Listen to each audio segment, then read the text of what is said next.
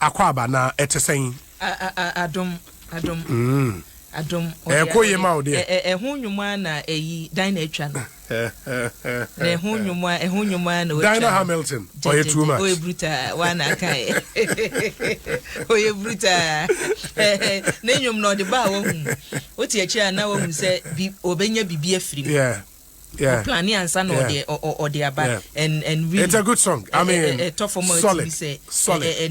a Pentecost neighbor, it doesn't get any better than that. Ridiculous. Oh, sir. Possible. Just a UK for no, and just a UK for no. But the names are the papaya apostle. Yeah. The late apostle F.E. entry. Apostle entry. But who say a John Unya da Jibom Pie na Unya? A top why you, of course. And so we are just saw the Pessy Camcoa and also a top. It's me, say, and me the baba out. Oh, okay. Me the barcoba. Oh, okay. That's nice. Even though say a modia. Yeah. But me permission. Oh, okay. Mamenya dawo. Mura mamenye dewo chi samba badebio obi mamenye dewo na be so funny bio mira mamenye dewo miti no kranya ate Jesus minka sema ya producer o ya producer where's I'm ready producer ma oh me kasama brabo mana montu minda when you ni when you nyomezo mamenye dawo oh no yeah we are too much me am a producer oh you're producer you are best you're producer me am a producer yeah them yeah beko kakan kakra me am a producer ne bedi an CD obi won say na wo ka bibi fa enra na esi wo yeah Shaman area ho yeah say Shaman Katamanso ye ni nipa ni bi kasa anwumre no on burning issues na wunim even though say nsuo no form no they are not ready to move ena nipa so a frɛ ye kasa ye nyina no ye se assembly na wo honom no nye so omonya we say amanfo asidan na nsuo kwan mu omo ya we nadmo pani ne kasa ye say ya ma recommendation say ye mubu adan no but esisi ho Ashaman ho a sa yipon Katamanso area honom baby a dam ni bu ye oh okay omusi akiri honom ankofo say building waterways wo ho oh man ba kwa wono ye ne kasa ye se eja baby a wote no nsuo na bu afo se oh we de anwea bi ne gu on be sa anwea na wi a okay se ya nyensi yo na se obi me na mesi dan no na baby esi ne nye e wasi edwirigu a we have to do that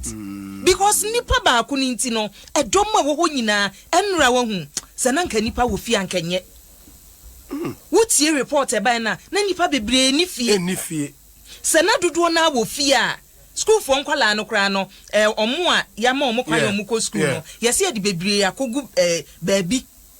se na sa nkwala wo nyina wo ho a you can imagine no so no report ba kwa me tell ya me re ho ye ne say apparently one of the houses na maame ne papa ne kwa adwuma nti nkwala ne wo fie ena nsuo na ba ho ena nkwala na ba betena wall ne so omo betena wall ne so na nipa ni nyina nso gube 200 meters away nti nkwala nkwa ne te wall ne so a omo twen say rescue team ne beba akwako yi nkwala de won aba ena na me bom pae say we sanka wall ne bu a because nsuo ne bu wall bebregu from nti omo wall ne bu ya nkwala mienu omo because wall na what so no e bi eno so crash akam enti enyaje gim enkwala na wu eso akukudu na wo hwe dan na wo area ho no enya dan fun dabi edan ye nipa spendiska wasi abosan ye to aso nan baby odi akosi nenye enti asase no woto ne sen ena sa area ho na apese osisi abrosan to aso nan ye ni aye to asase no ye nwi ye ho town planning for a disappoint yen assembly for a disappoint yen enra na go woman say ye kwatwa ho stop work kra na omusi what is this who kwatwa ho stop work na omusi a wo wadwuma ne say kwatwa ho stop work na nipa ni isi a the next action ne ye den ubebu etuagu ba Ghana ha ya nso na se wonya minister bi na osore said the road minister sorry ekobu amanfo dan ya na papa ko ye gidi no minister ben na bibia kiki e wo so onya onwini nipa ye to abama mo ene ye to abama mo we na ene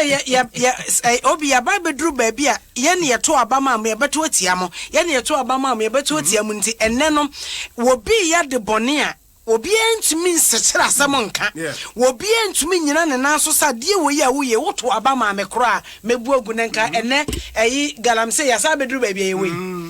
make us say na do kora de ne presidency eto ho sese no kranti ye beto abetia na so ene hwede ekoso Spinters on say moto we nechi ho o maka ho na fra Spinters akomo no that area ho no na obi se udru ho no mo a me refi se metimi kai asori ne din boy a kai be hu area kra me kire no wo bi atumi lane na da ho no a ho no street mu no obi se ada plot to be ho no wa 20 wa to wall fa ho nyina nche se street ni ho biem udru ba bi apem eno no ato wala fa ho nyina se enti me kwa me kodwa me se na enti nipa ya wo to woli wono ahwe se de street na mu ye bei no obetu foundation wase wo to nto no anka se wo gina ho a edi no hu enso se wo city authorities a e wo so wo mo hye ese sa wo so nyina ye bebu agu ene ade wo betena wa manipa kro no sifie no dan na si wawie ansa enti che se wo juri na me ka se bi se wo wa ko report wa assembly mpanimfo se woman we yo woman fichi ha no ye se ha se ma ye nsie gyanan no a titidie ni bi won kran ha biu wasi bi nti mesra mo mehwe nka na onwiri mu no onye ne foforo wo ko assembly panin be no bo na mane se lady we yote ha no ena be bo charge say etu de pekakra bra na enyi ofiri wa then woman na ban oka say me ubetimi ama ya ye say so you can imagine nipa no a ye tua ne ka wonye adwuma no wono wayi aban na ma ma me patience tete minim say ono ne the same woman enra mo ne di nkomo a patience tete deputy director of NADMO ewo kpon katamanso ma ye ne no eni nkomo na ye nhwe the latest ene anope one other thing so a ye nhwe nka ye se enya ba waterways yenkobu amanfo dan nipa o ma permit ema ye see dan no na otoje bosom ya ketia madam tete akwaba Jason Samson wa Adom FM na apom te saying nyame adom boko na nso nyame adom enti anope se mo kan adan a insuo afa e wo pon katamanso a numbers be saying means me and can say number do say, but the communities need about my dine or about 1,000. About 1,000. Yes, and insure fanning I'm partially. Ain't Nipa was our dining as we speak. To drama, any Mukasa, Bimu, family member, others me a call, or being child for down, but so better not feel of our dear Debbie. Oh, Mamma, bet me and I to someone your master science, so no more and no more. Let me look at the car and I'm counsel air for half and say, situation is still one of them. Okay, enti for more mutie ewa Adom FM so no say wo be say wo videos no of area ye kan ni how nsuo na ye wo ho a wo ko Adom 106.3 page ewo Facebook wo betimi ehu videos nyina terrible videos ene ko Adom 106.3 page on Facebook na wo so share videos ne bi but madam tete enti enra enwumre asem no esi ye no because over 1,000 houses, not just the Nipa, a woman or a dorsal. Baby, I would die, apart from a more where we have one chain, or more, I don't know what happened to them, and I in him. And no more, they need to mean Chirano pay. Yes. Hey. And I asked some Cassie, and I'm is it, sir, not more? Prepare alternative way be in waiting. Say bibi say sia ye be you makwa na say dey. O se baby aye wo be do insurance for communities in ya be ni how be you baby o be ka so you obi akobi insurance pa ho. And we're just bringing them from baby insurance no aba baby insurance ni. As I say. Nya baby, assemblyman or Honya baby, Eddie Binimubu, but no to me for Munina. You pack a credit to me fire. Omo can advise here. Family member be our baby and showing Koya. Na wa konin chain. Na enena ya baba shesenia e hosting tina anope ye ko ha ko shesenia. Situation is to one anope. Inti anope, what's the plan? Nadmo plan. Anope here then. Yeah, call round. Na ako if you be money ashe hawa damage no if be aquapa then we'll take it from there. Insuo na twetwe na like sisi insuo ntata obio. Achi as at no me 9 something 10 I hear free or 9 insuo na chia ba from to the level say one more betimi asista bi wo mo dem ebuso esisa so mo nyoma nyina for insuo mo to sa president bi o atete wo mo betimi atina ho abetima no pe ya. And if you want to appreciate the situation more mutie you know where you ensure because who in the videos they say bus kesia pa ensure na fa bus na maka bus na pampem keke na etete ho and it tells you the levels of the water any bresem and area where ni e wo pon katamanso na say wanda shaiman and pon katamanso it your first area they saying areas the need Johnson Kubekro number 2, Apollonia, Denu Atadeka, any other environs, no, yes, also. And then I accounted for this disaster. They are from more initial checks, no. A month for necessary, I die will be beyond what more than see. What's the problem? And then I accounted for Sadia. After this time, they mean to me in case to say a way now cost because all I know is yes, it's dam and a pie. So after the dam no pie no, I can't spell now. This expert then we know where the problem is coming from. A dam, Baya. A dam, a Kubekro number 2. And what kind of dam, Mepato? I say lagoon dams here be a war. I try my chrome heavy. Not more officer more hono more staff strength yes saying. Your staff strength. Yeah 57. 57. Into this disaster no obviously a bromo so meboa. But we will manage it. So that is how we manage it. And also, and our forces from region, national, all hands are coming on board. You know, we will handle it. Okay, Madam Tete, my nasi, Bibiania, Yabesan Swafrel. It's a terrible situation from the videos I'm seeing, and the people involved, you know, at doors. So, inti, Monya di mobile media to help a man for why me patch. Yeah, that's it. Inti Patience Tete, a deputy director of NADMO, ewo Pong Katamanso, and Moten Kano. I don't know whether to say a hopeless situation, but said ya wakano, where a disaster and share that in see that because say dam no na ebu afaso anka menyini say yebehu bibi say maybe omunya technical report na yehu what actually caused the problem but videos are mentioned there any obi say no hwe industrial area dey ya ne ho flood na say na no na nye small yeah be me Melcom Plus anim ho pa na that's right ho no Melcom Plus anim ho na nye small wotim say cars ni nyina memem na on say your problem or man kasi your problem every year ye beka so okay Tetegu yeah kaswa area ho Tetegu no Tetegu Junction abrowa bi ba fia hampo ebeka say Chinese ni bi ababesi fi edan yesi street ni mu amachese nsuo no to a ebufa wo mu fie nyina wo je oye no ho yiram ankosiaga ama nsuo eda so fa wo mu ho enti say o man no problem e wo no eye wo haw ni bebrebe eye sprinters dey na make ho baba jama ni fie echi pe oh okay the mene no say wo ne chipe asam na making timi ato wo no ama aka kwan fie bi e na ka e ba etimi ese bufa ka no fechire kakra ansa na kofa ye betena ho no mahwa kopem se de beto wo mo wie ansa na anadwe me da ho nam se na no Dr. Baumia but bi issue ye see ye wo say wo disaster fund o se de ye koma wo mu bi enti e wo se ye trauma disaster no kra beto ye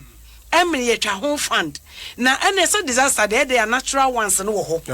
but ebin mo no DJ CJ asa obi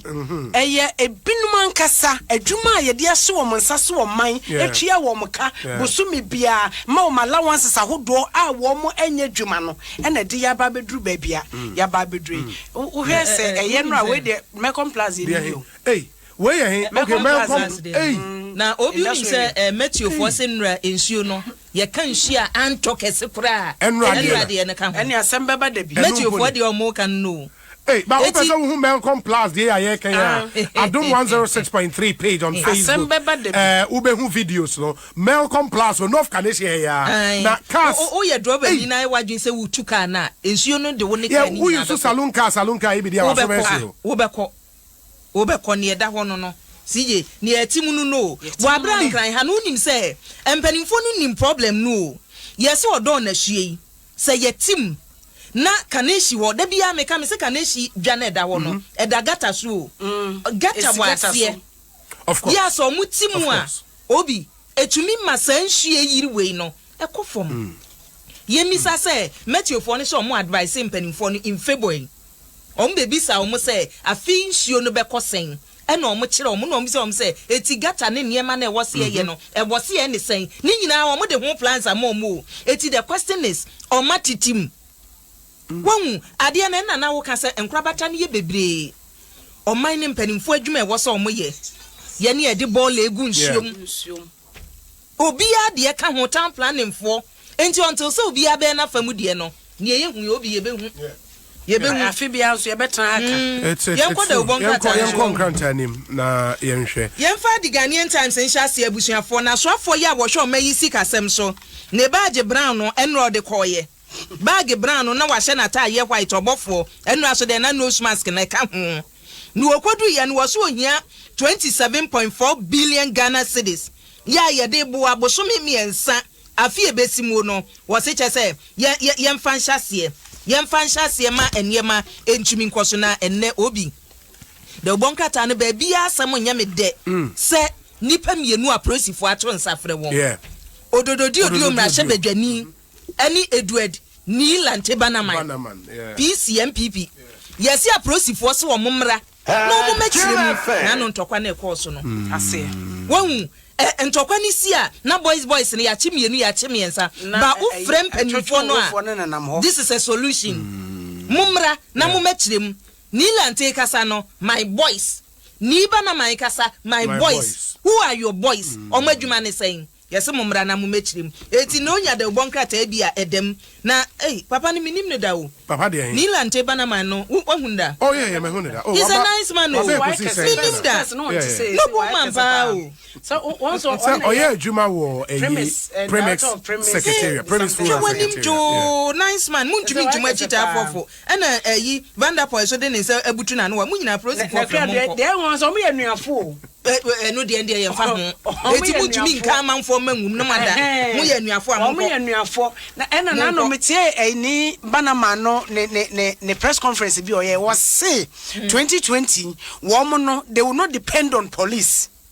Meeting an interview why press conference was so more independent on police one more kasa before more security into their own hands and see metronam say assemble the biwo sa odododo na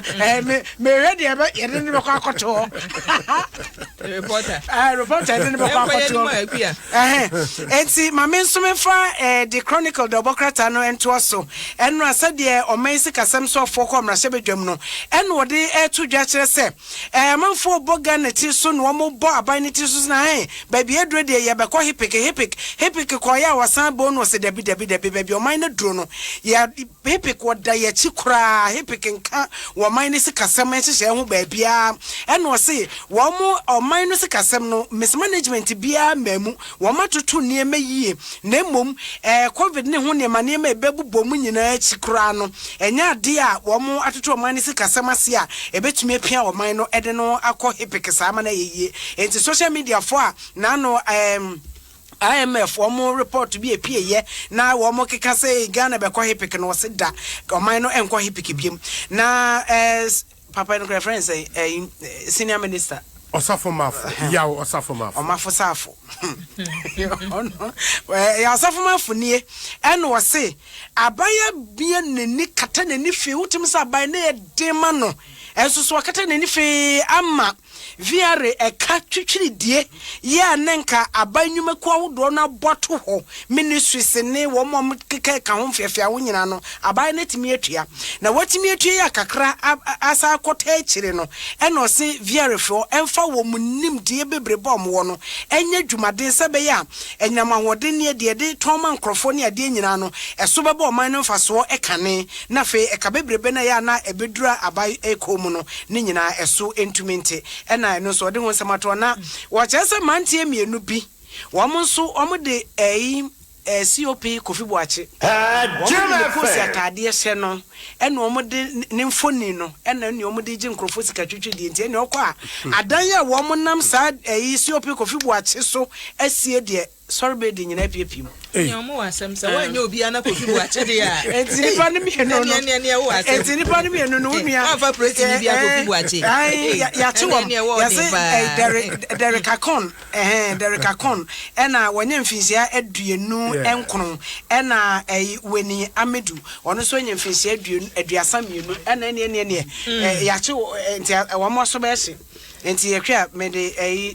ya de dispatch beto aso na dispatch anima asem eda ho no na asemu edu 200,000 abortions and you recorded here in 2017 200,000 we posa me posa mensa na wunim asa so omboa ombo aka ho ana udi so udi bi ko ne no 200,000 kwa conservative estimate o we de na sese me kromo area ho na MPP no na wunim ye kan say ya wunim say ye wo accredited facilities emrama won kwai mo ya abortions exactly in obehwe kwa we ye data from sa facilities in omo a ye yi ne ye akoto ejana bia ye yi akoto eno no mayo James Osufo ba wunim say o say James Osufo James Osufo no toilet him na wunim enchichemu ewom enchichemu ni nie yes 200,000 abortions course in 2017 no emu 71% na enamra kwan so who's abortion no ni nipa bi nim ne say utimi famra kwa so ya abortion absolutely oman no ayetim no emra ma ho kwan se anyinsen no ye wokwan bi abetumi afa so no wayi agu but no factors need because when him say and no factors rape ka ho and ye hwe health condition die even say doctor for ka say abayo ye ma ne kwan say onwo a I so de ne beba ne so no edoso in the health rape and some few factors in the majority of us no and I say man no say ukojina magistrate and I say judge na nima o ma o kwan say obekwa papa adie professor sai kon say manipa no on take decision for the life of course we say in the US no abortion a huge issue in fact every US election abortion is one major issue. There were pro-life for, and it is I wish I would be to say Kamala Harris, running mate to Joe Biden, I think or a pro-life person. No, only pro-life. Or you'll be I don't know if you say the woman should be allowed to take a decision for herself. In a minute, wasn't me decided. Me person me wo. Absolutely, a major electoral issue. Abortion, economy, some human are major issues in the there be a more so a extremely conservative society. There more. manifestos no so akenkan wahu niema ewom yes wahu niema ewom we num say we mo no mbam there be eso hwe 71% illegal na ehun afutu ampanimfo de abani wo mo sisese nka ye modewuru ma obi anwu se wonyimu a wotumi ekọ wasem a beka nto asoma etumi yitugu ma wo na asem na wo de ekọ ebeto asom no eno na nka me makanya se nka momfamra because ni famra na sa wotu nso kire wadwene because really you know me no e just the health issue and a rape anya sa de aka me issues when na be ebie ni wa e ma okwan se one be ma kodai ba mu refi mo amomo ho ban e na nyinsa ba ye ma okwan it will not suffice ni aba ni say obi edosun edosun nti I think say education ye ne mra no ye nhwe ni yie e wo se edi hu nkomo 200,000 in 2 months ebroso etunya dispatcher the bonkrate ene wadi biaba afrosifo mpanimfo so say mo amaye madwen se mo bedi atwitwa sempa wo 2020 abatro no mo chemu mo ahwe ya ye bebiri mo papa ye bebiri mo na eno so de behwom ye bebom by election be a course ododo for kro ya ye Prisada na sama ye madwene se sam potem pa e ho so na ye dwen ho se ye de obekọ apoto me ko se na wo hi bi o na wo se e ho na ye dwen ho se ye de obekọ chale ododo ndi start prepare free na ekwe ma reason asem amena mase ekua ene ekua we ekua ne ekua ene ye ne wo e de naposo ebremo